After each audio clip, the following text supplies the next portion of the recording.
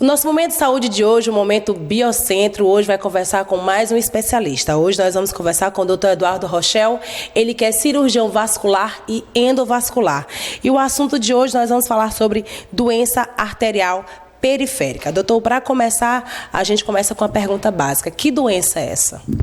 Bom dia a todos. Vamos falar hoje de mais um assunto muito importante, que é a doença arterial. E de início eu gostaria de falar o que são as artérias. As artérias são os vasos responsáveis por levar o sangue do coração às extremidades, né? Ou seja, a circulação periférica. E que vai nutrir, levar o oxigênio e os nutrientes a todos os tecidos e órgãos. A doença arterial periférica, ou também conhecida como insuficiência arterial crônica ou doença arterial obstrutiva periférica, ela é uma doença que acontece em decorrência do estreitamento ou entupimento da circulação, através de uma doença chamada aterosclerose, que é a principal causa.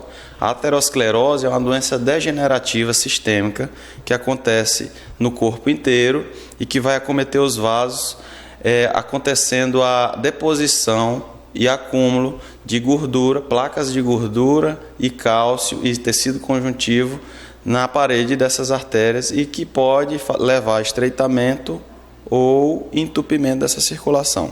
Doutor, quais são os fatores de risco que essa doença pode causar a um paciente? Os principais fatores de risco da DAOP, que é a doença arterial obstrutiva periférica, são a pressão alta, né? O doente que tem pressão alta, o doente que tem diabetes mellitus, o doente que é tabagista, um fator de risco muito importante, o doente que é sedentário, obeso, níveis altos de colesterol. Esses são os principais fatores de risco para o desenvolvimento da doença arterial periférica. Doutor, tem sintoma, quando é que a pessoa tem que procurar o médico? Quando o caso, na verdade, os sintomas se agravam mais, quando é que a pessoa tem que procurar o médico? Essa doença ela é muito comum. 20% da população pode ter a doença arterial. Ela é uma doença muito silenciosa. Quando ela vai causar sintomas é porque a circulação já está muito acometida. Mas o controle desses fatores de risco pode atrasar o desenvolvimento dela. E quando acontece sintomas, a principal queixa dos pacientes é a dor quando vai caminhar. O paciente sente dificuldade para deambular a curtas distâncias, começa a sentir dores na panturrilha. Em casos mais avançados, pode acontecer feridas de difícil cicatrização. Doutor, e como é feito o diagnóstico no caso que o médico consegue diagnosticar cedo para poder fazer o tratamento, no caso a prevenção? O paciente, quando tem os sintomas, ele deve procurar o angiologista e cirurgião vascular para fazer uma avaliação da sua circulação.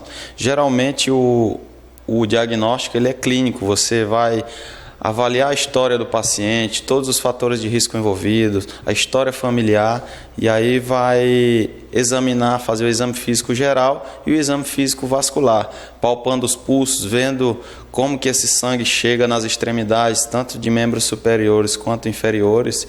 Em caso que haja dúvida diagnóstica, a gente pode lançar mão de alguns exames de imagem, sendo o mais importante o Doppler, que é o ultrassom Doppler arterial. Como a doença acontece mais 70% das vezes em membros inferiores, o Doppler arterial de membros inferiores é o mais praticado pelo especialista.